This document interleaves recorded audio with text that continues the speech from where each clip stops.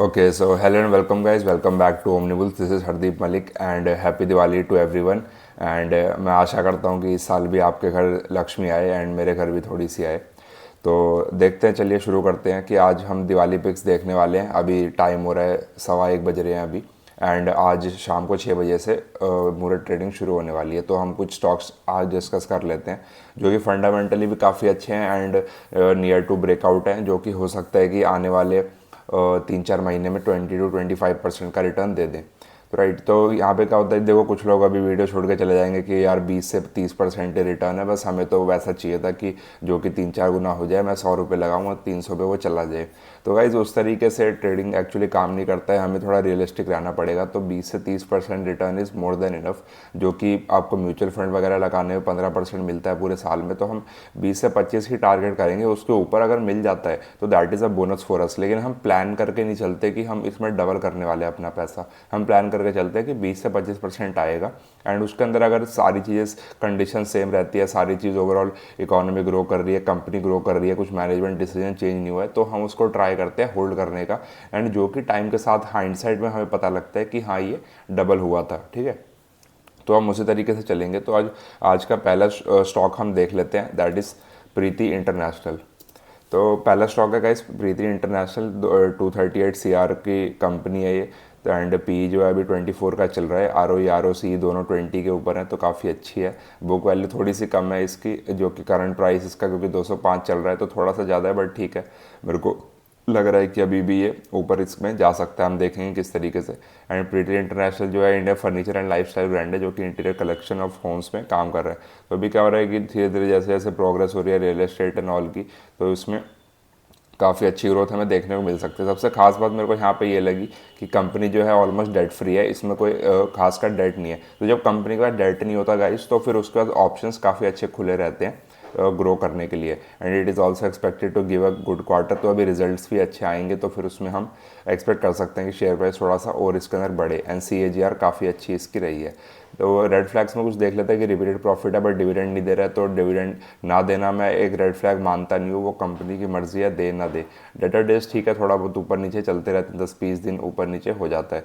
Promoter holding ये कुछ एक हो सकता है हमारे रेड फ्लैग हो, लेकिन अब देखिए 6% डिक्रीज़ हुआ है। ऐसा नहीं कि कोई बहुत ज़्यादा कंपनी बेच के प्रोमोटर चला गया। क्योंकि कई बार क्या होता है, अगर आपने कोई कंपनी शुरू करी है, थोड़ा सा वो ग्रो करती है, थोड़ा सा प्रोमोटर भी अपना प्रॉफिट बुकिंग का ट्राई करता है, राइट।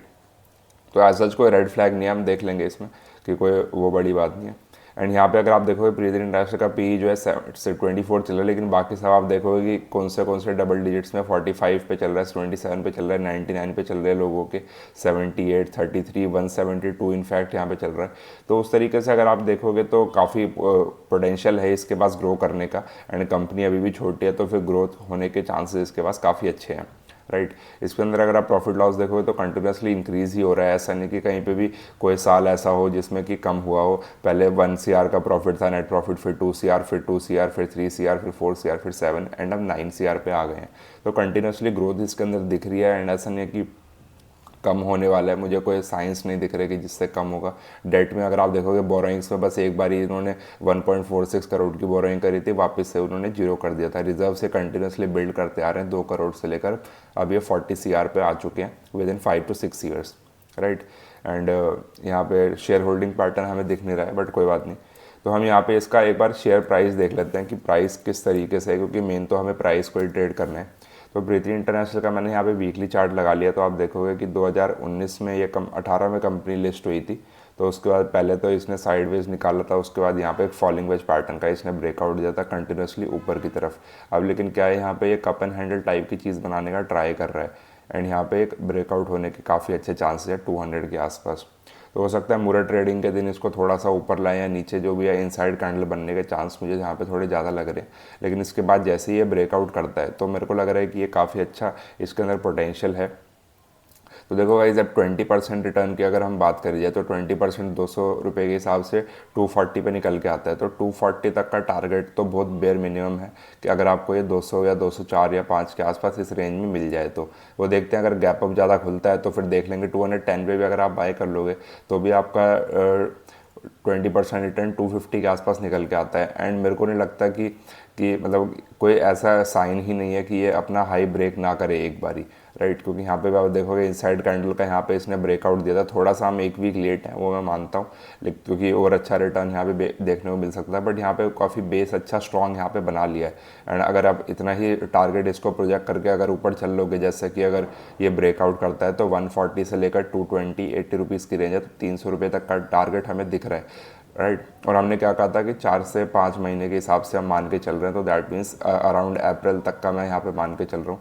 तो इस तरीके से कुछ ना कुछ करके ये हो सकता है कि 300 तक भले ही अपन ना जाए, लेकिन 250 260 तो भी एक बहुत रीजनेबल रिटर्न यहाँ पे हम एक्सपेक्ट करके चल सकते हैं।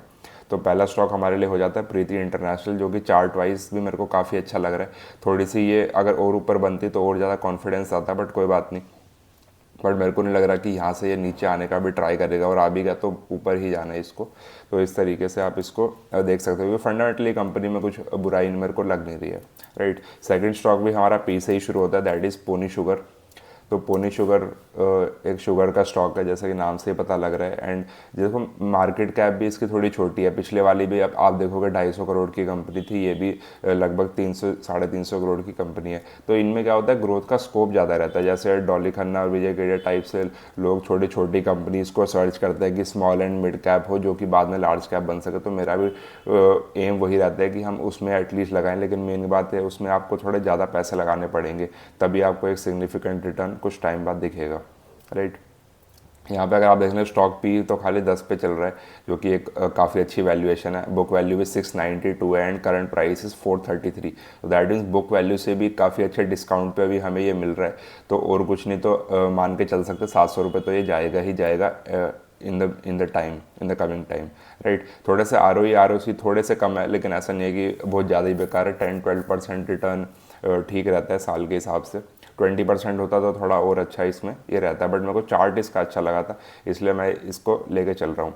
एंड प्लस इसके अंदर क्या है, देखो आप स्टॉक में क्या है कि कंपनी कम्प्लीटली डेट फ्री है, बुक वैल्यू से भी नीचे अभी ट्रेड कर रही है, डेटर डेज इसके उल्टा इंप्रूव हुए हैं। एंड यहाँ पे देखो कंपनी के वर्किंग कैपिटल रिक्वायरमेंट भी रिड्यूस हुई है। तो यहाँ पे अगर आप देखोगे कॉन्स के साइड में जो कंपनी का लो रिटर्न ऑन इक्विटी है, तो इक्विटी का रिटर्न लो है, तो दैट मीन्स कि स्टॉक ने कुछ अच्छा रिटर्न नहीं दिया है, वो कि हमें यहाँ पे दिख रहा है कि स्टॉक साइडवेज था काफ़ी टाइम से। तो ये हमारे लिए एक अच्छी बात है, क्योंकि हम कंसोलिडेशन के टाइम पे उस पर फंसे नहीं, एंड अब जब ब्रेकआउट होने वाला होगा तो हम इसको बाय कर सकते हैं, राइट। अर्निंग्स में थोड़ा सा एक दो टाइम आ जाते हैं कभी कभी अदर इनकम में, कि कोर बिजनेस से साइड में है, बट लेकिन शेयर प्राइस उसमें अच्छा ही परफॉर्म करता है, ठीक है। यहाँ पे अगर आप देखोगे थोड़े से 20 16 17 टाइप के भी पी चल रहे हैं, तो इसको भी एक बारी हो सकता है 20 15 16 के पी पे भी जाएगा, तो भी आराम से हमारा 30-40% का रिटर्न यहाँ पे देखने को मिल सकता है, राइट। नेट प्रॉफिट यहाँ पे आप देख लेते हैं कि इंक्रीजिंग ट्रैजेक्टरी में ही है, 26 13 16 29 फिर से 38। तो थोड़ा सा ऊपर नीचे हो रहा है, लेकिन कंसिस्टेंटली ग्रोथ की साइड ही है। पीछे अगर आप देखो बीच में एक बार लॉस भी आए थे, बट ये काफ़ी साल पहले की बात है, 2014-15 की। उसके बाद से ऐसा कुछ खास देखने को मिला नहीं है। छोटी कंपनी में थोड़ा सा डाइस ही रहता ही है गाइस, लेकिन चार्ट वाइज एक पोटेंशियल बहुत अच्छा है। एंड खासकर इसमें सबसे बेस्ट चीज़ क्या है कि पहले 50 या 80 करोड़ का इनके पास कर्जा था, जो कि अब वापस से 0 नेट ज़ीरो चल रहे हैं। एंड जो रिजर्व्स है कंटिन्यूसली इनके बिल्ड हो रहे हैं, 300 करोड़ 500 करोड़। आप यहाँ पे देखोगे इसकी रिजर्व्स उनके पास 500 करोड़ है, एंड मार्केट कैप कंपनी की कितनी है 372 CR। तो दैट मीन्स कि अगर कंपनी आज भी लिक्विडेट हो जाती है तो भी आपको कुछ ना कुछ पैसा मिलेगा ही मिलेगा। तो बहुत अंडर वैल्यूड मेरे को ये लग रही है देखने में। एंड यहाँ पे अगर आप शेयर होल्डिंग पैटर्न देखोगे तो 42% प्रोमोटर्स के पास है। FII ने काफ़ी बाई किया हुआ है, पहले 21% था, अब यहाँ पे 23% के आसपास आ गए हैं। तो दैट मीन्स स्टेक उन्होंने डेफिनेटली इंक्रीज़ ही किया है, ऐसी कोई बात नहीं है। तो एक बार यहाँ पे देख लेते हैं इसका शेयर प्राइस किस तरीके से चल रहा है। तो पोनी शुगर अगर आप देखोगे, पोनी शुगर शायद BSC वाला था ना, हाँ पोनी शुगर भी रोड सेम ही चार्ट है, चलो एक ही बात है। तो यहाँ पे अगर आप देखोगे वीकली चार्ट है, तो काफ़ी टाइम से ये कंपनी चल रही है 2004 से, एंड अपवर्ड ट्रेजेक्टरी में ही है। यहाँ पे अगर आप देखोगे इसने मल्टी ईयर ब्रेकआउट यहाँ पे दिया था इधर की तरफ, यहाँ पे कप एंड हैंडल टाइप की चीज़ बना के, इन्वर्टेड हेड एंड शोल्डर अगर आप इसको बोलोगे, तो यहाँ पे इसने ब्रेकआउट दिया था। लेकिन ब्रेकआउट के बाद अब ये वापस उसी लेवल पे है, तो दैट मीन्स कि ये काफ़ी अच्छा बाइंग जोन यहाँ पे हमारे लिए बन गया है, कि इस लेवल के नीचे इसको जाने नहीं दे रहे हैं। काफ़ी इतने सालों बाद इसने ब्रेकआउट कराया, तो that means something is cooking up. तो यहाँ पे कुछ ना कुछ स्टॉक अच्छा परफॉर्म कर सकता है। यहाँ पे भी अगर आप देखोगे एक और इंटरेस्टिंग पैटर्न यहाँ पे आपको देखने को मिलेगा। एकदम से पहले ऊपर गया, फिर नीचे आके कंसोलिडेशन में ये बना रहा था, उसके बाद इसने एक ट्रायंगल पैटर्न बना के इधर ब्रेकआउट करा। अब सिमिलर चीज़ यहाँ पे रिपीट हो रही है, यहाँ पे भी अभी ट्रायंगल पैटर्न बनाने का इधर ट्राई कर रहा है एंड वापस से इधर ये ट्रायंगल पैटर्न जैसे ब्रेकआउट करेगा तो यहाँ पे हमें मिनिमम 600 रुपये बहुत ईजिली देखने को मिल जाएंगे, राइट। एक सेकंड, पेन शायद दूसरा आ गया, हाँ। तो बट मेन बात यही है कि पेन का ज़रूरत नहीं है, बट यहाँ पे अगर आप देखोगे ब्रेकआउट लेवल यहाँ पे काफ़ी अच्छा इधर देखने को मिल रहा है मुझे एंड यहाँ पे काफ़ी अच्छा स्ट्रॉन्ग बेस इधर फॉर्म कर लिया है कंपनी ने एंड यहाँ पे थोड़ी सी इन्वर्टेड हैमर बनी है। हो सकता है कि एक दो वीक और यहाँ पे रुक जाए, लेकिन जैसे ही ये ब्रेकआउट करेगा तो इस लेवल के ऊपर आप इसको बाय कर सकते हो एंड यहाँ पे 20% कितना निकल के आता है, लगभग 80 रुपीज़ या 90 रुपीज़ के आसपास निकल के आता है। तो वो तो बहुत ईजिली यहाँ पे अचीवेबल है एंड सिंस बुक वैल्यू भी कंपनी की 692 के अराउंड है, तो 600 तो मिनिमम होना ही चाहिए इसे। तो अभी हो सकता है कुछ कुछ वजह से स्टॉक नीचे मिल जाता है, कई बार कोई मतलब खास वजह नहीं होती है, जस्ट बिकॉज के कुछ इन्वेस्टर्स उस पर नहीं ध्यान दे रहे हैं तो फिर कंपनी थोड़ी अंडर वैल्यूड मिल जाती है, राइट। तो मिस प्राइसिंग का ही हमें बेसिकली फ़ायदा उठाना है स्टॉक मार्केट के अंदर। तो यहाँ पे 600 रुपये पे बहुत ईजिली यहाँ पे जा सकता है। तो जैसे ये मान लीजिए मुहूर्त ट्रेडिंग के अंदर कुछ गैप डाउन या इनसाइड कैंडल बनेगा और जैसे ये 465 के लेवल को यहाँ ब्रेक करेगा तो हम इसको बाय कर लेंगे, नहीं ब्रेक करेगा तो हम इसको नहीं बाय करेंगे। तो it's as simple as that. And last हमारा आ जाता है विष्णु प्रकाश, जो कि उसके भी हम फंडामेंटल्स एक बार देख लेते हैं। जो ये इसमें तो मैंने भी खुद पैसे लगाए हुए हैं, जिसमें से जैसे थोड़ा प्रॉफिट निकलता है तो मैं बाकी जो मैंने 2 दिवाली पिक्स बताए थे उसके अंदर फिर मैं भी डालूंगा। तो विष्णु प्रकाश ये आप देखोगे कि ईपीसी कंस्ट्रक्शन कंपनी है एंड 2300 करोड़ की अभी मार्केट कैप है, स्टॉक का पी 26 के अराउंड चल रहा है एंड 30 के ऊपर ROE ROCE है। तो सबसे बेस्ट अभी तक यही है। बुक वैल्यू थोड़ी सी कम है इसकी, बट लेकिन अच्छी कंपनी कम बुक वैल्यू पे बहुत रेयरली मिलेगी। 2214 का इसका हाई है, अभी 191 चल रहा है। तो 191 से अगर ये 214 भी आ गया तो भी सीधे सीधे 15% का रिटर्न यहाँ पे आपको देखने को मिल सकता है। एंड यहाँ पे क्या देखो रेड फ्लैग्स में वही, मैं डिविडेंड ना देना, मैं रेड फ्लैग नहीं मानता हूँ इस चीज़ को।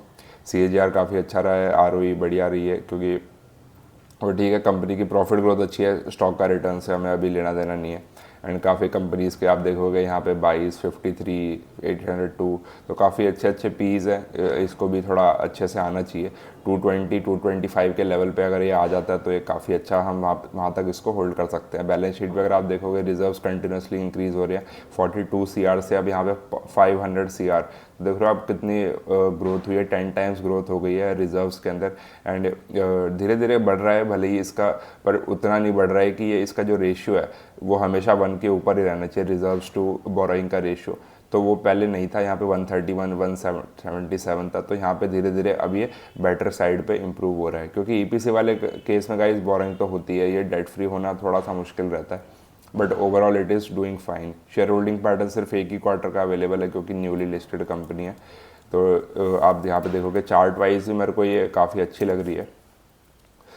ये यहाँ पे वीकली चार्ट है, जिसका अगर मैं डेली लगाता हूँ, ठीक है, थोड़ा सा नीचे यहाँ पे गिरा, लेकिन अगर आप देखोगे हर बार इस सपोर्ट को ये टेस्ट करता हुआ ही चल रहा है। तो मेरे को लग रहा है इस बार भी ये 185 के नीचे तो नहीं आना चाहिए।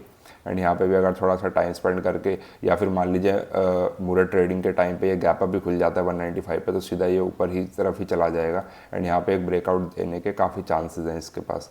तो इस तरीके से मेरे को लग रहा है ये 220 के अराउंड, 225 तो मिनिमम, बेयर मिनिमम कह रहा हूँ मैं, इतना तो आना ही चाहिए इसे। उसके बाद देखते हैं, क्योंकि उस टाइम फिर इसका पी भी 30-32 के आसपास चल रहेगा, जो कि गुड है, इनफ है।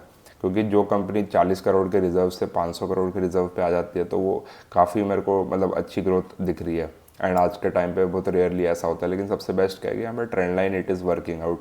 एंड यहाँ पे इसने जो ये ब्रेकआउट दिया था इसको भी अभी सस्टेन कर रहा है। यहाँ पे अगर आप इस तरीके से पैटर्न बना के देखोगे तो पहले ब्रेकआउट करा, फिर रिटेस्ट करा, फिर ऊपर ये घूम रहा है, तो हो सकता है कि ऊपर की तरफ ये ब्रेकआउट दे दे। वैसे इसमें कैंडल में इसको जाना चाहिए था, बट इस हैमर की वजह से ये 2-3 वीक और यहाँ पे रुक गया है। उस दिन मेरे को उम्मीद थी, थोड़ा सा मैंने होल्ड करा था, थोड़ा सा प्रॉफिट बुक भी करा था, लेकिन वापस से नीचे आ गया, मैंने वापस से इसमें ऐड कर लिया है। लेकिन अब मेरे को लग रहा है कि अब थोड़ा सा मान लीजिए दिसंबर ऑनवर्ड्स एक अच्छी रैली मिल सकती है, अगर ये गैप अप नहीं खुलता है तो, राइट। तो देखते हैं किस तरीके से प्ले आउट होता है, लेकिन 20% रिटर्न तो कहीं नहीं जा रहा है। उसके बाद की बात अलग है कि आप कितना उसको होल्ड कर पाते हो, कैसा आपका साइकोलॉजी रहता है, तो वो पर्सन टू पर्सन वेरी करेगा। एंट्री सबको मिल ही जाती है, राइट। तो I think that's all for today guys, and video अच्छा लगा तो डेफिनेटली वीडियो को लाइक कीजिए। तो 3 शेयर हमने डिस्कस करे थे, Preeti international, Ponni sugar and Vishnu Prakash. तो दैट मीन्स PPV या फिर VPP, जो भी आपको नाम देखना है, तो तीनों में आप इन्वेस्ट कर सकते हो। मान लीजिए आपके पास 10 लाख रुपए हैं तो 3 लाख आप इसके अंदर डाल सकते हो। और जो स्टॉक थोड़ा नीचे पहले आ जाएगा, जो अच्छे बेटर प्राइस पे आपको मिलेगा, उसमें बाकी 1 लाख आप उसमें डाल के रख सकते हो। तो 20% रिटर्न के हिसाब से हम एक्सपेक्ट कर रहे हैं कि 10 लाख का हम 12 या 12.5 लाख इसमें प्रॉफिट करेंगे, ठीक है। तो that's all for today guys, and video अच्छा लगा तो डेफिनेटली वीडियो को लाइक कीजिए एंड अपने दोस्तों के साथ शेयर कीजिए।